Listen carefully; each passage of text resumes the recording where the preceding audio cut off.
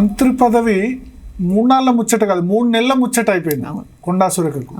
అంటే అది ఒకటి చెప్పాలన్నా, అసెంబ్లీ అయిపోయిన తెల్లారే కదా ఆయన చనిపోయింది. అసెంబ్లీ అయినాక ఆ రోజు అన్ని జిల్లాల నాయకులతో మీటింగ్ పెట్టారు. పెట్టి ఎస్పీని, కలెక్టర్ని ప్లస్ ఎమ్మెల్యేలను, మంత్రులను అట్లా వరంగల్ జిల్లాది కూడా పెట్టినాక మేము బయటికి వెళ్ళిపోతుంటే మురళీ మీరు ఉండండి అని చెప్పి నా మమ్మల్ని ఉంచారు. వీళ్ళందరిని వెళ్ళగొట్టారు. వెళ్ళగొట్టినాక ఒక మాట అన్నాడు మురళి, ఇన్ని రోజులు నేను గుర్తించలేదు, నీకు ఎటువంటి అవకాశం ఇవ్వలేదు. ఈరోజు చెప్తున్నా, నేను ఇప్పటి నుంచి వరంగల్లో కొండమురళి ఏది చెప్తే అదే రాజశేఖర రెడ్డి చేస్తాడు. నువ్వు పార్టీకి ఉపయోగపడతావు, నాకు ఉపయోగపడతావు, నీలాంటోడు ఉండాలి అని చెప్పిండు. అంటే ఇక వేరే వాళ్ళ పేర్లు కూడా తీయను, వాళ్ళని పెట్టి నేను తప్పు చేశాను అనేటువంటి మాట కూడా ఆయన చెప్పాడు.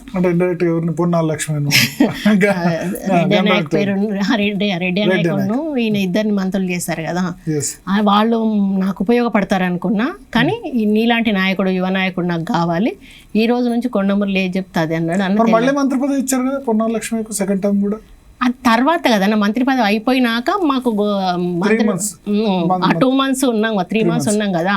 ఆయన రేపు చనిపోతాడు అనగా ముందు రోజు పిలిచి చెప్పాడు. అంటే అప్పటి వరకు ఆయన మంత్రి, నేను మంత్రే. అయితే నాకేం డౌట్ ఉండే, సేమ్ కమ్యూనిటీ కదా, ఆయనకి ఎట్లా ఇవ్వాల్సి వస్తుంది, నాకు ఇవ్వడు కావచ్చు అని మేము అనుకున్నాం. ఇక వదిలేసుకున్నాం, ఆశ వదులుకున్నాం.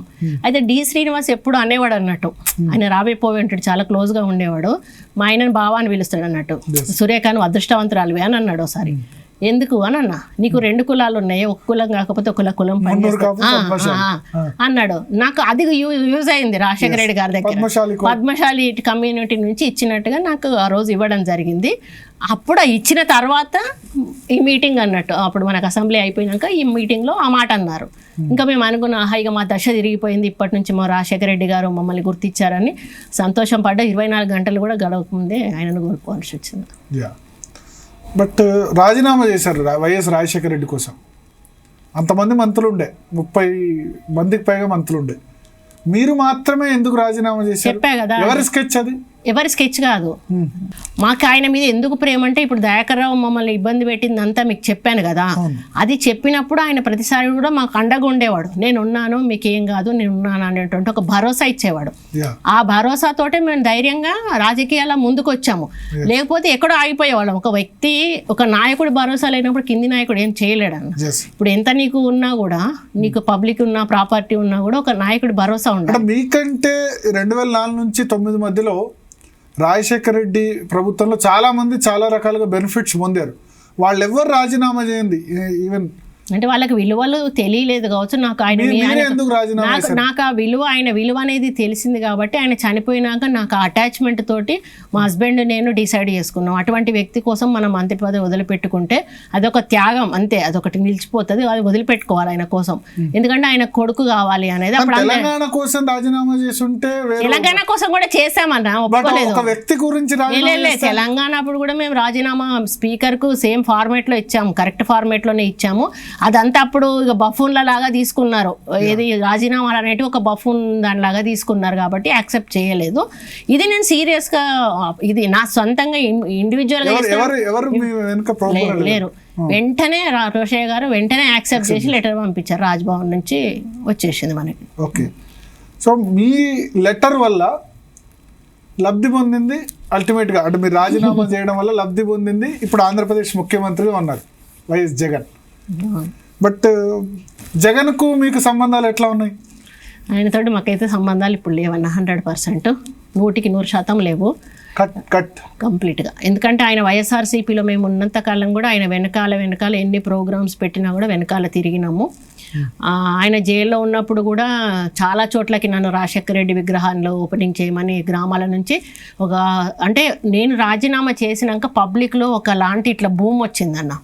అంటే కొండా సురేఖ అని చెప్పేసి వాళ్ళందరూ కూడా చనిపోయిన 20 days రాజీనామా చేశారు కదా, 20 days అనుకుంటా. అప్పటి వరకు కొట్లాడినాము, ఇక ఆయన కొట్లాడినాము. ఇక ఆ పరిస్థితి లాస్ట్ ఒక క్యాబినెట్ మీటింగ్ అటెండ్ చేసి ఆ రోజు రాసా రాత్రి లెటరు, మర్నాడు 4 గంటలకు టైం తీసుకున్నా ఇచ్చేసాను. నా సొంత హ్యాండ్ రైటింగ్ తోటే ఉంటుంది ఆ లెటర్ కూడా. అది చేసినాక పబ్లిక్లో ఒక రియాక్షన్ వచ్చింది అన్న, రాజశేఖర రెడ్డి గారి కోసం నేను నిలబడితే ఇంత రియాక్షన్ వచ్చింది కాబట్టి దాన్ని ఆసరాగా ముఖ్యమంత్రి చేయాలని ఎందుకు కొట్లాడారు? అంటే వాళ్ళు ఆచరిక పాలన కాదు కదా, అట్లని కాదు. జగన్ అప్పటికి ఫస్ట్ టైం ఎంపీ. అవును, రాజశేఖర రెడ్డి గారు ఉన్నా కూడా వారసుడైతే జగన్ అయ్యేవాడు కదన్న. ఇప్పుడు కేసీఆర్ కేటీఆర్ ఒకటన్నా 10 సంవత్సరాలు ఆయన ఉన్నాకనే అప్పుడు ఫస్ట్ టైం రాజశేఖర రెడ్డి వరకు బెంగళూరులో ఉన్నారు జగన్మోహన్ రెడ్డి. రాజశేఖర రెడ్డి యాక్సిడెంటల్ గా చనిపోయాడు. యాక్సిడెంటల్ గా చనిపోకపోతే ఆయన ఇంకొక టర్మ్ 2 టర్మ్ లో అయితే ముఖ్యమంత్రిగా ఉండేవాడు కదా. అప్పుడు ఏం చేసేవాడు, కొడుకును ముఖ్యమంత్రిని చేసి ఆయన దిగిపోయేవాడు. ఇప్పుడు కేసీఆర్ కేటీఆర్ ట్రై చేస్తున్నాడు కదా. జాతీయ పార్టీలో అంటే అప్పుడు రాజశేఖర రెడ్డి గారి హవా నడిచిందన్న. అప్పుడున్న పరిస్థితులలో తప్పకుండా ఆయన చేసేవాడు. ఆ విశ్వాసంతో మేము కొట్లాడాం ఆయన కావాలని చెప్పి. ఎప్పుడన్నా రిగ్రెట్ ఫీల్ అయ్యారా రాజశేఖర రెడ్డి గురించి రాజీనామా చేశాను? ఇప్పుడు ఇప్పటి వరకు కూడా ఏ ఒక్క రోజు కూడా నేను ఫీల్ దానివల్ల ఏం బెనిఫిట్ ఏం రాలేదు. కానీ పబ్లిక్ లో ఒకలాంటి 5 సంవత్సరాలు మంత్రిగా అయితే ఉండేవాళ్ళు. ఇప్పుడు మాకు ఒకటి ఏంటంటే, మీరు మా ఇంటికి వస్తారు, ఏదైనా పని చెప్తారు, అడుగుతారు, మీరు మాట ఇవ్వండి సార్ అంటారు. అంటే మాట ఇస్తే వీళ్ళు కట్టుబడతారు. మీరు మాట ఇవ్వండి సార్, ఆ రోజు ఇచ్చిన మాట కోసం కొండా సురేఖ కట్టుబడి రాజీనామా చేసింది అనేది వాళ్ళకి పబ్లిక్లోకి వెళ్ళిపోయింది. ఇప్పుడు జనాలకి ఏంటంటే వీళ్ళు మాట ఇస్తే నిలబెట్టుకుంటారు అనే ఒక మాకు అదైతే పబ్లిక్లోకి వెళ్ళింది. దానివల్ల నేను ఇదొక్కటి మాత్రం సంపాదించుకోగలిగా, ఆస్తిలాగా రాజశేఖర రెడ్డి కోసం రాజీనామా చేసి మాట తప్పని నేతలు వీళ్ళు అనేటువంటి పేరు అయితే సంపాదించుకోగలిగా. సురేఖ గారు, వైఎస్ జగన్ గురించి రాజీనామా చేశారు, సంవత్సరం తర్వాత ఆయన పార్టీ పెట్టారు. బట్ ఇప్పుడు వెనక్కి తిరిగి చూసుకుంటే మీకు బాధ అనిపించట్లేదా? దేని గురించి అంటే ఆ రాజీనామా చేయడం, 4 సంవత్సరాలు మంత్రి పదవి పోవడం, ఇప్పుడు చూస్తే జగన్ తెలంగాణ కనీసం జగన్ మీద మాట్లాడుకునే సిచ్యువేషన్ కూడా లేదు. కరెక్ట్, తెలంగాణ అనేది విడిపోతుందని మేము ఎప్పుడో అంటే ఇస్తారు అని అప్పుడున్న పరిస్థితులలో పోరాటం జరుగుతుంది కానీ వస్తుంది అనేటువంటిది ఎవరు కూడా అనుకోలేదన్న. సోనియా గాంధీ గారు మాట ఇచ్చారు, తెలంగాణ ఇచ్చారు. జగన్మోహన్ రెడ్డి గారు కూడా ఆ టైంలో కొంత తెలంగాణకు ప్రోగా మాట్లాడతారు, మాట్లాడినప్పుడు అందులోనే కంటిన్యూ కావచ్చు అని మేము అనుకున్నాం. ఆయన అప్పుడు జైల్లో ఉన్నాడు. సుబ్బారెడ్డి గారు, రామకృష్ణారెడ్డి గారు, విజయమ్మ మేమందరం కూర్చొని 2 రోజులు చర్చలు చేశాము. ఆయన ఒకటే మాట లోపల నుండి చెప్పింది ఏంటి అంటే, ఖరాఖండిగా సమైక్యాంధ్ర అనేటువంటి నినాదం మీద ఎత్తుకోండి, ఎవరు అందులో ఉన్నా ఎవరు పోయినా మనకు నష్టం లేదనేటువంటి మాట ఆయన చెప్పారు. బట్ మీరు జాయిన్ అయినప్పుడు జాయిన్ అయ్యాక తిరిగాం కదన్న, తిరిగాము, నిలబడ్డా కూడా కదా తెలంగాణలో. నేను కంటెస్ట్ కూడా చేసే కదా వైఎస్ఆర్సీపీ నుంచి. ఒక రిమార్క్ ఉంది, మానుకోటలో ఉద్యమకారుల మీద రాళ్లు విసిరారు, కొండా మురళి ఫైరింగ్ చేశారు ఉద్యమకారుల మీద. ఆ రోజు పొలిటికలైజ్ చేయడానికి, జగన్మోహన్ రెడ్డిని డిమెరిట్ చేయడానికి పదే మేము అప్పుడు మీటింగ్ పెట్టామన్న. మేము రాజకీయ లబ్ధి కోసం రావడం లేదు, రాజశేఖర రెడ్డి గారి కోసం చనిపోయిన కుటుంబాలను పరామర్శించడానికి వస్తున్నారు అన్నప్పుడు ఆయనకు ఒక రిమార్క్ అనేది ఉండాలి, వైఎస్ఆర్సీపీకి రిమార్క్ అనేది ఉండాలి అనేది అప్పుడు రోషయ్య గారు ఉన్నటువంటి ప్రభుత్వంలో పోలీసులకు ఫ్రీ హ్యాండ్ ఇచ్చి ఆ రోజు మా మీద దాడి జరిగేలాగా చేయడం జరిగింది. ఆ రోజు అందులో కొంత తెలంగాణ ఉద్యమకారులలో కొంతమంది విద్రోహ శక్తులు కూడా కూడి ఆ రోజు మా మీద దాడి చేశారు. వాస్తవంగా అందులో ఆ రోజు మేము చనిపోవాల్సిన వాళ్ళం. యాసిడ్ బాంబ్స్ తోటి, వాళ్ళు పెట్రోల్ బాంబ్స్ తోటి వచ్చారు. మేము ఉన్నటువంటి రూమ్ మీద వేసి తగలెచ్చడానికి బాగా ప్రయత్నం చేసిన సందర్భంలో మీదకి వచ్చి మొత్తానికి రూమ్ దగ్గరకు వచ్చేసారు వాళ్ళు. అప్పుడు ఫైరింగ్ గన్మెన్స్ స్టార్ట్ చేశారు. చేసినప్పుడు మా ఆయన లోపల ఉన్నారు, పబ్లిక్ అంతా లోపల ఉన్నారు, నేను మా గన్మెన్స్ దగ్గర ఉన్నాను. మా గన్మెన్స్ నన్ను ఆపుతున్నాను, బయటికి రావడానికి ప్రయత్నం చేస్తున్నా. మేము ఏం తప్పు చేశామని మమ్మల్ని కొట్టడానికి వస్తున్నారని నేను బయటకు వస్తా ఉంటే నాకు అడ్డంగా మా గన్మెన్ నిలబడి, అమ్మ మీరు వెళ్ళకండి, బయటికి వెళ్ళకండి, పరిస్థితి బాగోలేదని ఆపాడు. అక్కడ ఒక రౌండ్ టేబుల్ ఉండడం మమ్మల్ని రక్షించిందని దాని ఇట్లా నిలబెట్టామన్నట్టు. మా గన్మెన్కి ఒక అతనికి చేతికి కూడా దెబ్బ తాకింది. అందులో భాగంగానే బయటకు వచ్చినాక నాకు ఆ బాధ అనేది, ఇప్పుడు ఆ రోజు లోపల మిమ్మల్ని అంటుపెట్టి చంపేస్తే అందులో ఉన్న కుటుంబాలన్నీ కూడా ఎంత, ఇప్పుడు నా కూతురు అయితే అనాథ అయిపోయేది కదా, మేమిద్దరం అందులోనే ఉన్నాం. ఆ ఆవేశంతో మీరు చంపితే వచ్చారు కదా చంపడానికి, రండి చంపండి నన్ను అని చెప్పి నేను వాళ్ళ వెనకాల పరిగెత్తుతూ వాళ్ళ మీద రాళ్ళేయడం జరిగింది. నిజంగా తెలంగాణ బాధల మీద నేను రాలేదు, అక్కడ వచ్చినటువంటి విద్రోహ శక్తుల మీద నేను రాలేస్తే దాన్ని యూజ్ చేసుకొని కూడా నా ఎలక్షన్లో ప్యాంప్లెట్స్ పట్టుకొని ల్యాప్టాప్ రిమార్క్ ఉంది, తెలంగాణ ద్రోహులు తెలంగాణ ద్రోహి అయితే కొండా కేసీఆర్ ఎందుకు కుటుంబం చేసుకుంటాడు? తెలంగాణ ద్రోహులు. తెలంగాణ ద్రోహి అని కేసీఆర్ ఒకటే మాట అన్నాడు నన్ను జాయిన్ చేసుకునేటప్పుడు, నువ్వు తెలంగాణలో ఎక్కడ వ్యతిరేకంగా మాట్లాడలేదు, అందుకే నిన్ను చేర్చుకోమని చెప్పాను. ఎందుకంటే అప్పుడు హరీష్ రావు వాళ్ళని తిట్టాను కదా, వాళ్ళందరూ కూడా వ్యతిరేకించారు నన్ను చేర్చుకోవడం. అప్పుడు ఆయన ఒకటే మాట చెప్పాడు, ఆమె ఎక్కడ తెలంగాణకు వ్యతిరేకంగా మాట్లాడలేదు. ఆ రోజు బండబూతులు తిట్టారు అప్పుడు. ఆ రోజు ఉన్నాడండి, ఎందుకంటే మమ్మల్ని చంపడానికి మా చావు దగ్గరికి పోయినామన్నా.